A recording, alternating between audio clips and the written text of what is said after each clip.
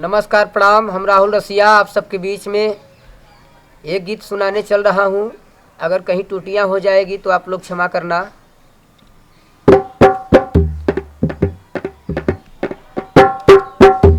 हे माई हो विंध्याचल वाली, आइल बानी तोहरी दुआरी, दर्शन तू दे दरबार में। हे माई हो विंध्याचल वाली, आइल बानी तोहरी दुआरी, दर्शन तू दे दरबार में।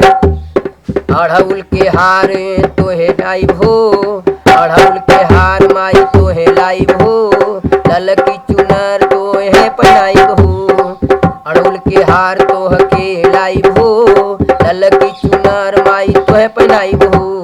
गंगा जलवा से स्नान कराइब हो, गंगा जलवा से स्नान कराइब हो, पंडा जी के साथ जय कर लगाइब हो।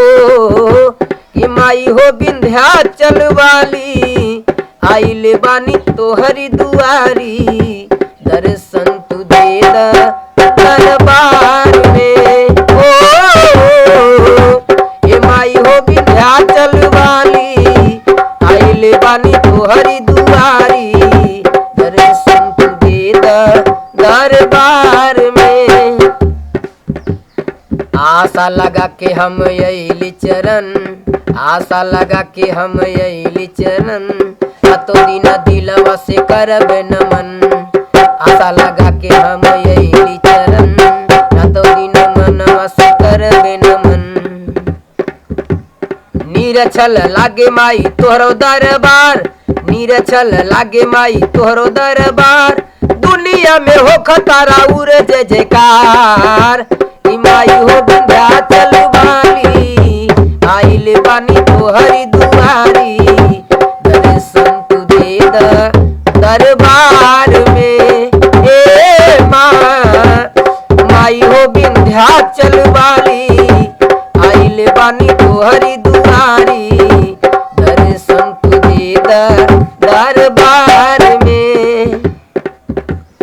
नमवा तोहार गुजत बा दुनिया, नमवा तोहार गुजत बाटे दुनिया में, भक्ति भाव फैलल दुनिया में। नमवा तोहार गुजत बा दुनिया में, भक्ति भाव फैलल दुनिया में।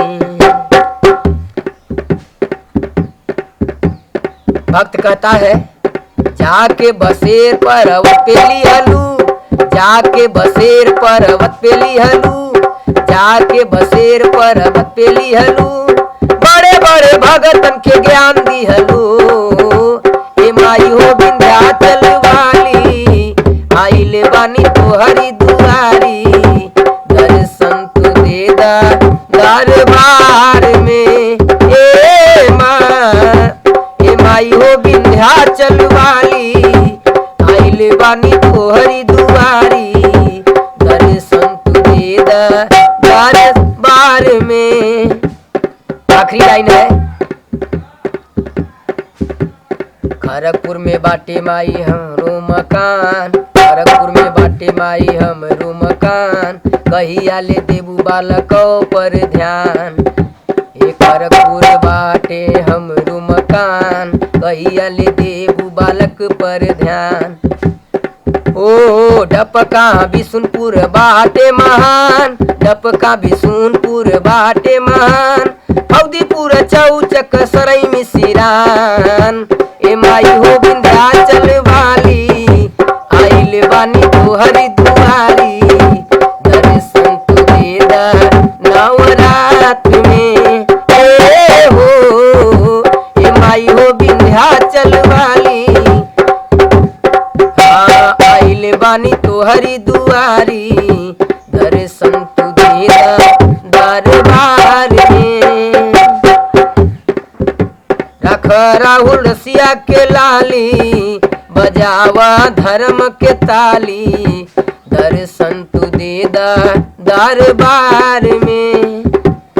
बाहर में माई हो विंध्याचल वाली, आइल बानी तोहरी दुआरी, दर्शन तू दे दरबार में। धन्यवाद। अच्छा लगी तो आप लोग प्यार जरूर दी है। Thank you.